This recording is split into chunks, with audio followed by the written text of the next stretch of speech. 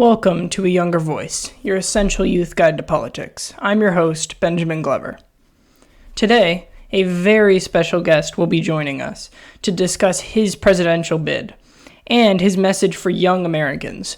Dubbed the most influential libertarian in America by Rolling Stone, he describes himself as armed and gay. Here's that interview now. I'm here with a very special guest, Libertarian candidate for president, Chase Oliver. He's a 37-year-old activist from Atlanta, and he's the first third-party candidate in history to qualify for the Iowa soapbox. Thanks for coming on, Chase. Thanks for having me. So usually when we start, we like to give our candidates a little bit of an opportunity to share their stump speech, a little bit of their background. So my name is Chase Oliver. I regret to inform you I'm now a 38-year-old activist. That recently changed. But I'm a 38-year-old candidate for president from Atlanta, Georgia. And my reason for running is simple. I do believe we need to have a better option on the ballot than what the two-party system currently gives us. And as a libertarian, I want to bring a bold message rooted in individual liberty and the rights of all people to not be abused and used by the overly large and oppressive government that we have today. And so I want to give voters a choice they can feel good about. I'm not just the anti-Donald Trump or the anti-Joe Biden. I am the pro make your own choices candidate. And so to that end, I seek to fight for a lot of policy issues rooted in the American voters' ability to control their own destiny, control their own prosperity. This is why I support balancing the budget so that we can get our deficits and debt under control so we can have an economy in the long run that works for younger workers who are just entering the workforce. I want to make sure my nephews and nieces have an economy that works for them in the long run. It's why I support free and open immigration, because I think we need to get the tens of millions of people who are currently living here without documentation out of the shadows, and also make it easier for those who want to come here and work and put down their roots to be able to do so. And when we take our eye off of the ball of the peaceful people who want to just come here and work, we can actually place our focus of law enforcement on those who seek to use crimes of human exploitation via human trafficking at the border. I think that's a much better policy for us to be taking with regards to immigration. And then, of course, the last issue that is extremely near and dear to my heart is criminal justice reform.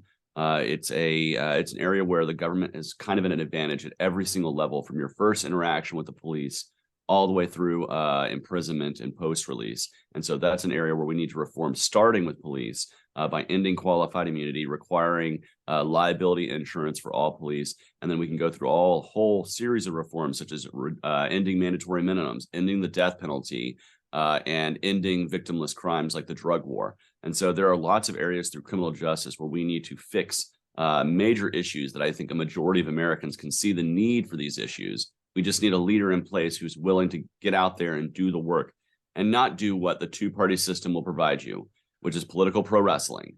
It is two people in a ring simulating combat for the purposes of getting you excited to take advantage of you, your money, and your vote.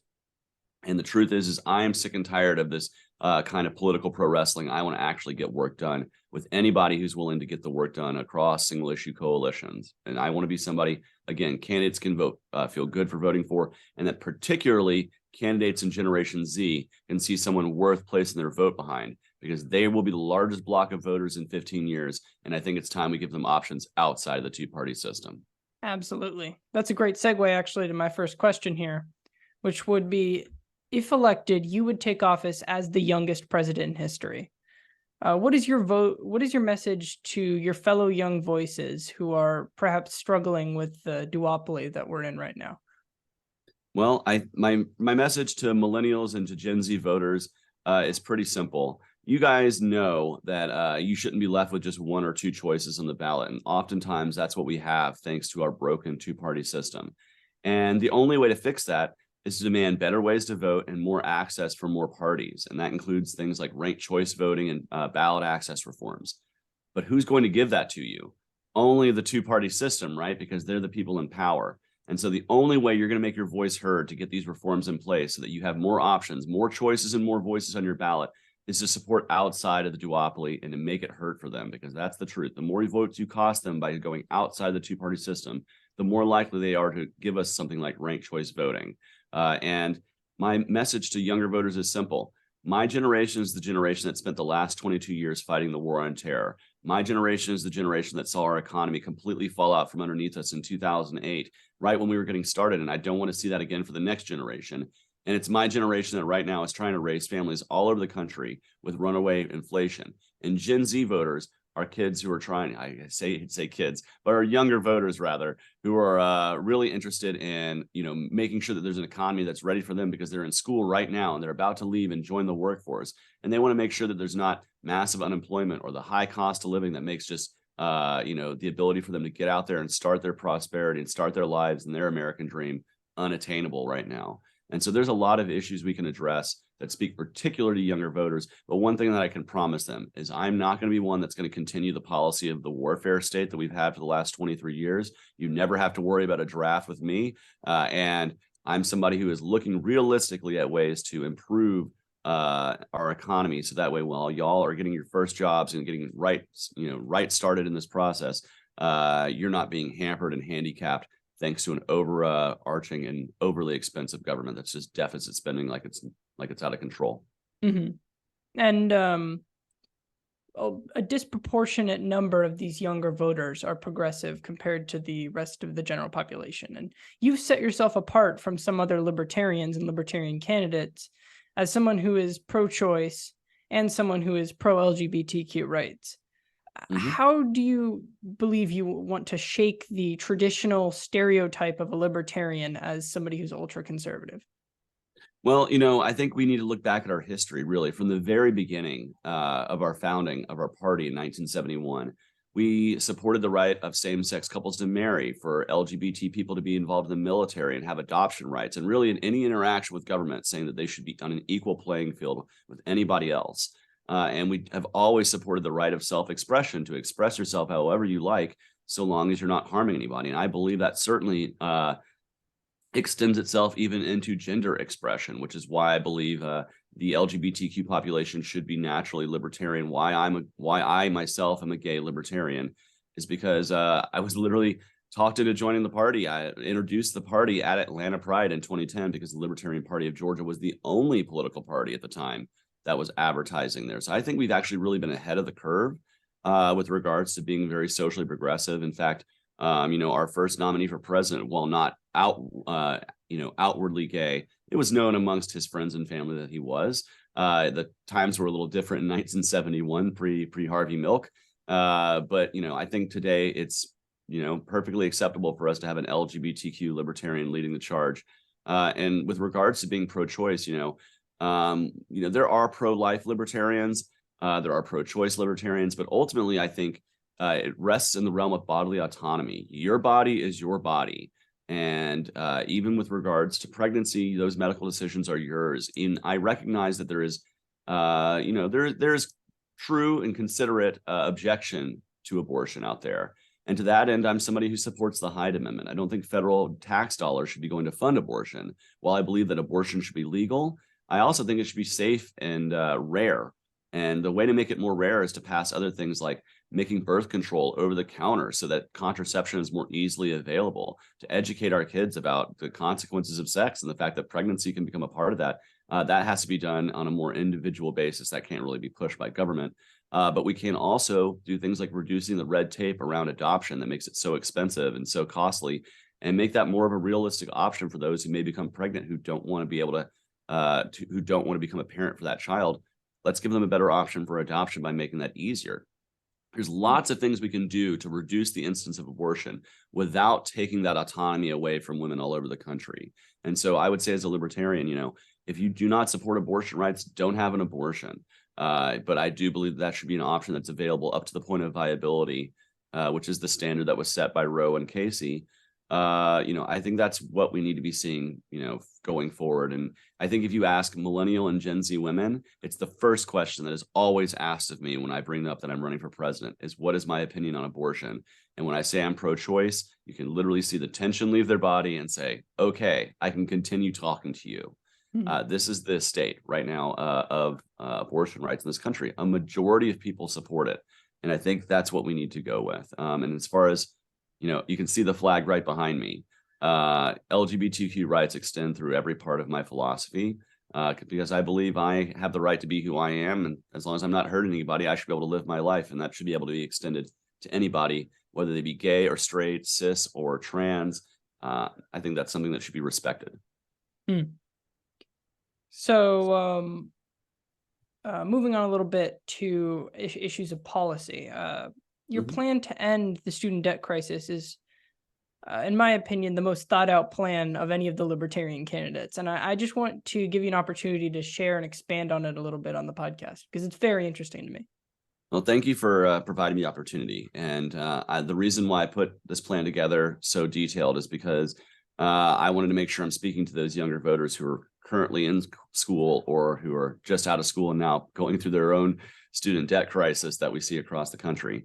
1.7 of the $1.8 trillion of student loan debt is currently backed by the federal government. A lot of that happened in 2008. They took over a lot of the student loan debt and they've continued to do so. And what this has done is it's artificially inflated the price of higher education. Because when a school knows that there's going to be government-backed loans for just about anything, they don't really competitively market themselves and seek to lower prices. And so what we now have is millions of people all across the country who are suffering from the ability to pay down their student loans. Many are only able to pay just the interest alone on it and not really being paid on the principal. And so my solution to this is simple. Instead of a loan forgiveness program, I would ask Congress make all currently held student loans that are currently backed by the federal government to become interest-free as of today. If we do that, those kids who are still paying down their interest loans by the interest rate only, they are actually now paying down the principal. And we're able to remove these loans off of the federal government balance sheet. And the most important thing that we're going to do is not replace them with more loans that get put back on the federal balance sheet.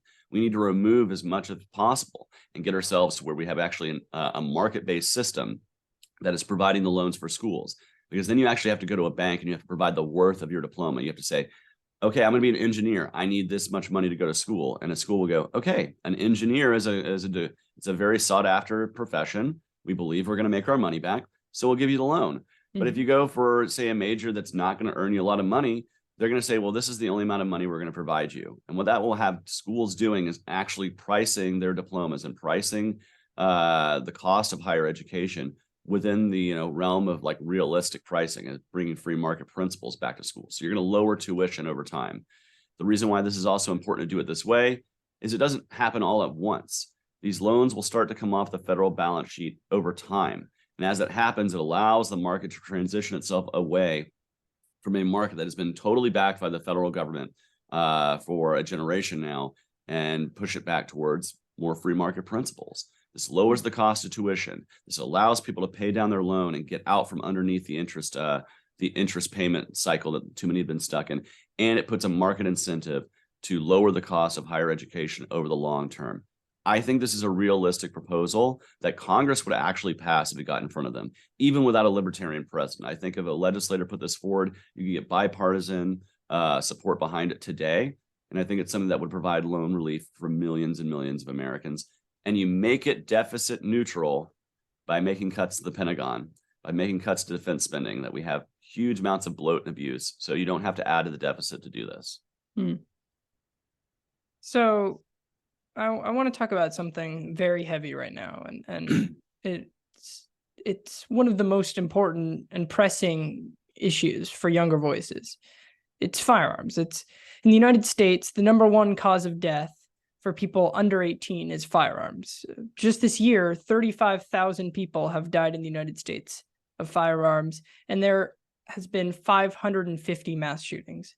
How would you, as president, work to lower these horrifying number of gun deaths? And I appreciate the question. And as a pro-Second Amendment candidate, it's a question that I'm probably going to get asked from certainly progressive voters all over the country and a lot of young people as well. I support your right to defend yourself.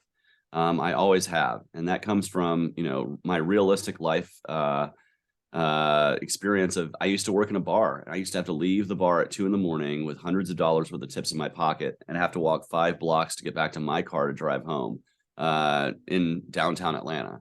And I can tell you right now, I felt a lot safer having a snub-nosed revolver in my pocket as I made that walk, because I know friends who had been robbed and been assaulted doing the exact same thing I had done every night. Now, when you talk about these mass shootings, which is what a lot of the news is looking at, you're looking at, first off, you're looking at shootings that take place with a rifle, which is less than 3% of all gun violence in this country. And so I think just outlawing rifles is not going to stop gun violence in this country. We have to look at what's going to stop the mass violence that we see.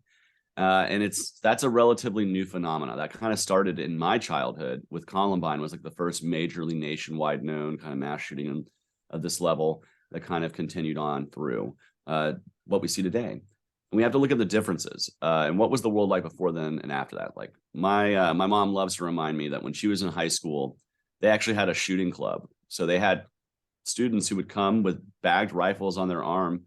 They would put them in their locker. They would go to school. And then after school, they would go to the football field and they would shoot target shooting. Now, was there ever a mass shooting? Was there ever any shooting incident at my mom's school? No, there wasn't. And guns have always been a part of our culture. We need to examine what the real X factor is. And there's two things that I think that really need to be examined. First off is the dehumanization that has occurred since the rise of social media.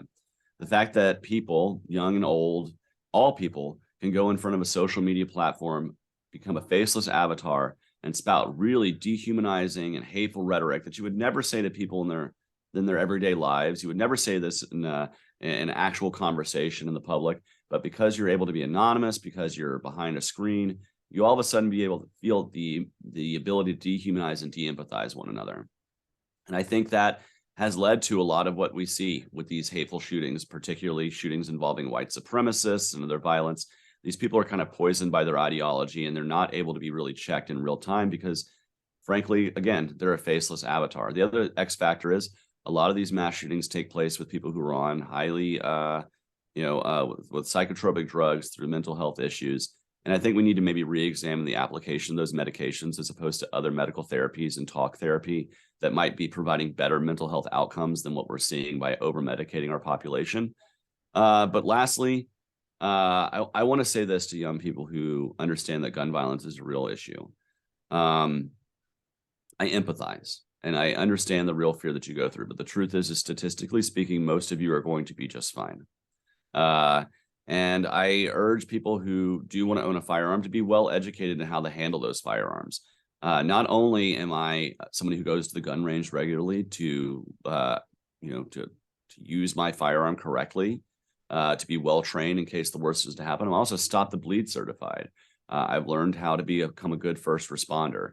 And so if you don't want to be a gun owner, which I don't encourage everybody to be one, I do encourage you to become a first responder out there, because in case the worst does happen, being a ready person who has the ability and the skill to help those in need is going to go a very long way. I don't think there's gun restrictions that are going to lead to the end of violence. There's going to be violence all of the time.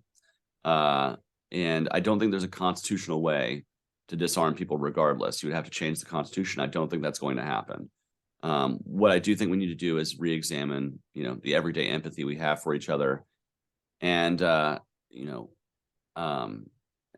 will say, much of what we're seeing is a result of, again, the dehumanizing of one another. So I don't have a policy solution for violence. All I can say is that it's not going to be rooted in disarming people. I think if you look at the violent crime statistics in some of Western Europe, which does have a more disarmed in terms of firearms population, you still see plenty of violent crime. You still see plenty of stabbings, plenty of violence. It just doesn't happen with a firearm. So it's more about the tool than the application of violence there. All right. Moving on to the next issue, you've expressed your support for reforming the immigration system. This is another piece that was interesting to me as, you being a libertarian candidate. I'm curious if you could expand on this a little bit within the context of you being a libertarian. Yeah. So libertarians generally believe in the free movement of people and their property and their capital. And that should include labor, which is what your labor is part of your capital. It's part of your value. And if you're a worker, you should be able to cross boundaries to be able to go work wherever you need to be working. Wherever their jobs are, the market should dictate that you as labor should be able to go there and fill those jobs. That should not be exclusive to just Americans. We should allow people to come here and work who want to come here and work. And frankly, there are already tens of millions of people who are doing that. But right now, they're doing so in the shadows. And so it's very easy to exploit undocumented immigrants, because let's say, you underpay them for your work, or you don't pay them the overtime they deserve, or you make them work in conditions that are very, very dangerous or exploitive. Well, they can't just go to their local authority and say something about that, because they fear deportation. And that can extend across a whole host of things, like even like domestic violence. Like I'm sure there are immigrant domestic violence victims who can't go to the shelter with them and their children for fear of being deported, because if they're found out to be immigrants. And so we have to take these people out of the shadows. And the way to do that is to create an Ellis Island style immigration system that basically says, if you're coming here to work and you're not carrying an extremely dangerous communicable disease, or you're not wanted for a crime that requires extradition, you should be allowed to come here and work, or claim asylum if you're fleeing real persecution out there. And so I think we need to make those levers easier for people to access. You should be able to just come right through a port of entry, and if you're not harming anybody, you should be able to come here and work. And again, that allows us to put the enforcement eyeballs on real human exploitation via human trafficking, children and adults who are being brought over here for labor or sexual exploitation. Those people deserve to have law enforcement be able to fight for them and fight to prevent those abuses from coming into the United States. And so when we take our eye away from the vast majority, the proverbial 99%, right, of immigrants who just want to come here and work, we can really place our hyper focus on those who are really coming here to do harm. I think that that's the humane thing to do. But I also think, in regard to free market principles that are just in line with the Libertarian Party, I think that needs to be the policy of our immigration system, is just allow people who want to come here to work to do so. It's how my forefathers came here. It's how most people's ancestry came to be here in the United States. They came here from somewhere else. We should not pull that ladder up. And in fact, if you want to look at the economic output, immigrants and the children of immigrants actually start more small businesses than the native born and the children of native born Americans. And so if you really want to look, that's going to be the economic engine, and then going forward in the 21st century, we really need to look to the immigrant workforce that's going to bring diversity, strength, and innovation to our nation. It's not a detriment. Immigrants are a net positive, not a net negative. Even with regards to use of social welfare and other things, they do so less than native born Americans. So like the idea that immigrants are somehow a drag on our economy or a bad thing is either rooted in ignorance or plain old xenophobia. And it's two things that I reject as a libertarian. So let's assume that you're nominated at the Libertarian Convention, which I believe is in DC this year or next year. Yep. DC in May. Yep. And you're elected in November. What would be your main priority for your first 100 days? Yeah. So, well, let's just go through kind of the first day, right? Upon taking office, I'll say my oath and I get to go speak to the American people. The first thing that I'm going to do is give out 4 very needed pardons. That's going to be to Edward Snowden, Julian Assange, Ross Ulbricht, and Leonard Peltier. These are 4 people who have been for too long either been whistleblowers who have been persecuted, or been people who have been in jail for a very long time, far longer than any crime they may have committed warrants, certainly. And these are people who deserve to be free. So the first thing I'm going to do is signal that I'm going to pardon them, along with any federal prisoners who are currently residing for victimless crimes, because we have to lead by example. And that's something that a president can do on day one, on hour one, to actually start the process of being a more free and libertarian and classically liberal nation. The next thing I'm going to do is I'm going to ask that the Joint Chiefs of Staff and my prospective Secretary of Defense meet me in the Oval Office, and I'm going to tell our military that the time of the military-industrial complex is over. The time of us continuing to fund warfare with zero oversight and a blank check is over, and they need to reduce the size scope of their departments immediately. That we are going to be closing bases, that we're going to be removing our militaristic footprint from every continent that is not North America over time, because it is time for us to lead with diplomacy and peace, and not at the barrel of a gun or using drone bombs.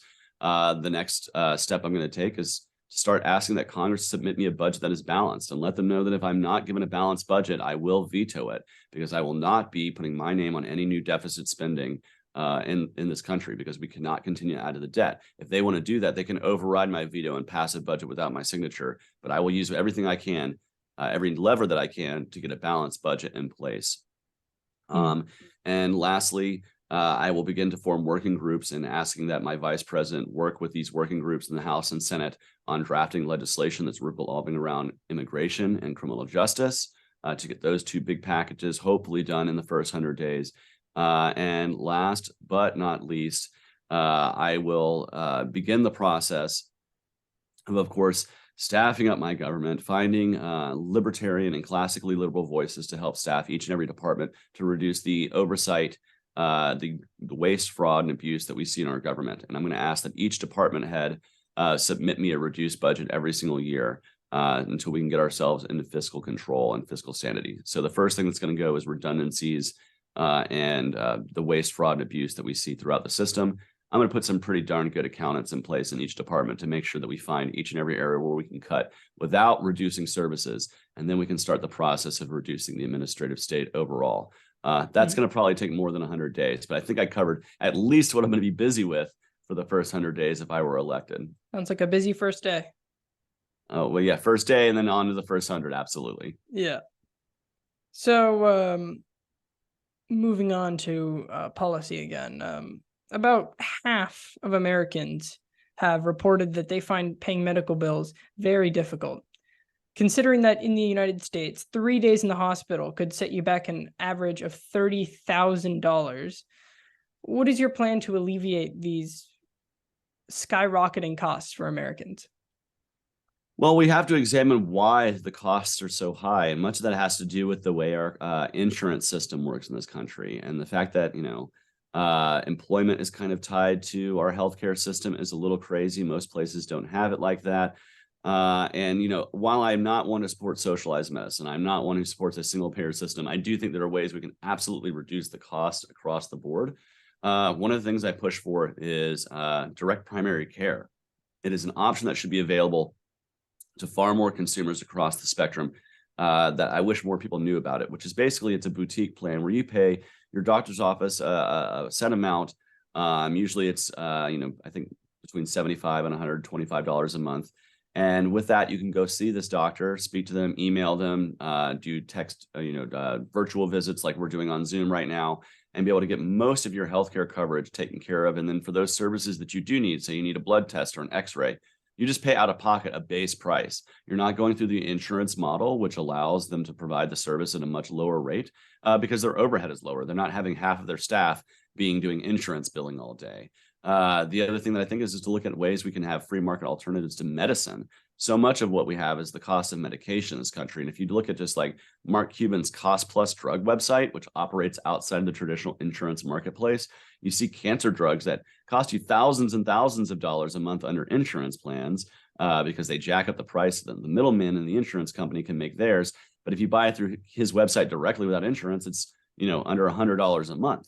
Why is that? Well, it's because it's kind of a racket the way Big Pharma works within the insurance industry. And I think we can educate the public and decouple those things. And lastly, there's a lot of areas where government needs to get out of the way. Insulin is a great example. When I ran for U.S. Senate, my opponent touted that he was going to pass this cap on the end cost for insulin at $25 per user for Medicaid patients. Well, the truth is that with that cost, it gets passed on anyways to the consumer. It's not like a lowering the cost, it just lowers the end price. The way you lower the cost of insulin is you quit patent evergreening so that competition can enter the marketplace. You allow for the purchase of insulin across national borders so there can be a marketplace incentive to lower the cost of drugs here in the United States. And you remove the red tape from the FDA. Really, ideally, you would remove the FDA over a long period of time, but you want to remove at least the red tape towards getting new and alternative drugs in the marketplace. The FDA and the government have really hogtied the innovative drug marketplace and kept a lot of things artificially high. And so I would look to see what levers we can do without passing some sort of single payer, centrally planned healthcare system that will lead to shortages. And trust me, I have friends in Canada and the UK that tell me there are certainly long lines and long waits for a lot of their stuff that we would consider pretty basic healthcare in the United States. And so instead of leaning in that direction, I think we should lean in the direction of innovation in the marketplace and really producing incentives that lower the cost overall for the consumer and quit allowing big pharma and the insurance companies to really control that marketplace via our government, because that's what they do right now. Yeah, They basically have lobbied and paid for our legislatures. absolutely. So, one of your campaign points is ending wars and supporting peace. Can you expand this position in the context of current events internationally? Yeah. So I grew up in the age of the war on terror, and I've seen that a heavy hand, a military hand in the United States, particularly in the Middle East, is not a very helpful one. And so let's look at that through the lens of what we have today with Israel and Palestine. I think there can be nothing worse than putting United States troops in Israel today. I think that would just signal a massive escalation of force. And it would signal to the international community that the United States is once again trying to, play peacemaker in the Middle East, and it just does not work. What we have to be examining here is, A, we have to be praying for peace, obviously. We have to be feeling bad for both sides, that people are in debt on both sides here. And while we side with Israel's right to defend themselves clearly from these barbaric attacks from Hamas, we also have to be a good ally to Israel and let them know that their response right now is actually going to create more blowback, that there are thousands of people dead, many of them children in Gaza right now. And there has to be a better way for us to be able to root out Hamas, and for Israel to root out Hamas rather, than what they're doing right now. And what we cannot do is kind of force those terms on the Palestinians, on the Israelis, because when we do, it'll be seen as the United States putting a thumb on the scale in the peace process, and it never works out. But really what we need to be doing is pulling ourselves back from military solutions, both in Syria and in Israel and Palestine and Ukraine. We need to be pulling ourselves away from the military solutions here and be pushing humanitarian solutions. Instead of us pushing a military solution in Ukraine, which I believe our international partners in Europe can be handling the military side of things from here on out. We've been funding the military side for quite a long time, including NATO for a generation. Let's fund the humanitarian side. Let's say that any Ukrainian who wants to get out of Ukraine can come to the United States as a refugee. Let's say that any member of the Russian military is being conscripted to fight this fight, many of whom don't want to be there. If you're in Ukraine and you're in the Russian military, let's say you can abandon your post, come to us, give up, and you'll get asylum in the United States. You can be a refugee in the United States as well. Watch that reduce the Russian morale far more than more military intervention will. I see, yeah. I think there are real solutions we can take. Absolutely. So that's all the questions I have for now. I'm going to move on to the lightning round. I just have a couple questions. Short questions, short answers. So who's your favorite politician, past or present? Ooh, favorite politician, past or present? I like Javier Milei in Argentina. He's about to get elected president of Argentina. He'll be an actual libertarian anarcho-capitalist who is elected to lead a nation. I respect him a lot. And while I don't like his kid running against him, I do have a respect for RFK, particularly for his statements after Martin Luther King was murdered. Yeah, I was about to say that's an interesting choice. So what final question here, favorite thing about America? Favorite thing about America is the broad diversity that it brings, the melting pot that we are, the fact that every single culture from around the world can come find a place here in the United States and be a part of the broad patchwork quilt. I love that about America. I love that there is boundless options, that you can be in the middle of nowhere in Kansas and still find great Vietnamese food, right? Like, I love the fact that there's that option, that we have such great diversity in our nation. And that's what I think makes us super strong. And it's our values of freedom that I think reinforce those. And it's why I'm running as a libertarian, because I want to have that patchwork quilt here in this country. All right, great. So just gonna do a little bit of a wrap up here. If you want to give us just some quick final words before we go.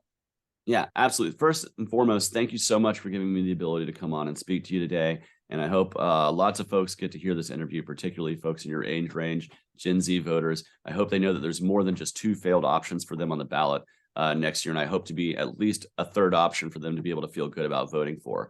But if you like what you've been hearing today and you want to hear more, go to the website, votechaseoliver.com. You can check out all of our press releases, all of the media hits that we've been doing, our event calendar, see when we're going to be traveling across the country. You can join our newsletter, become a potential delegate at your state's convention. We want to have you out there and have you involved. You can also become a supporter today if you just have a phone and you want to text Chase to 21,000. You just text Chase to 21,000. We'll get you plugged into the campaign and get you started. Last but not least, if you want to find me on social media, go to @ChaseForLiberty on all your major platforms. We got on Twitter X, we're on there on Facebook, we're on Instagram, we're on TikTok. we're on YouTube. So find us where you are. We'd love to have your support. Go ahead and like and subscribe, do whatever you want to do. Follow us along there on social media. Yeah. And lastly, remember, you own your life. You own your prosperity. The power resides in you and your community, not in a faraway government in Washington, D.C. Never forget that your vote is your voice, and don't be afraid to make it, even if it's outside the two-party system. Never let people tell you that your voice doesn't matter and that your vote doesn't matter, no matter who it is you're voting for. And again, thank you for the opportunity. I'm going to sign off the way I do every time, which is I hope whoever's listening today, and you, sir, have a day of peace, love, and liberty. Awesome. So yeah, I just want to say that if you want to support him, go to votechaseoliver.com. That's what you said. Yeah. And thanks for joining us. Thank you so much.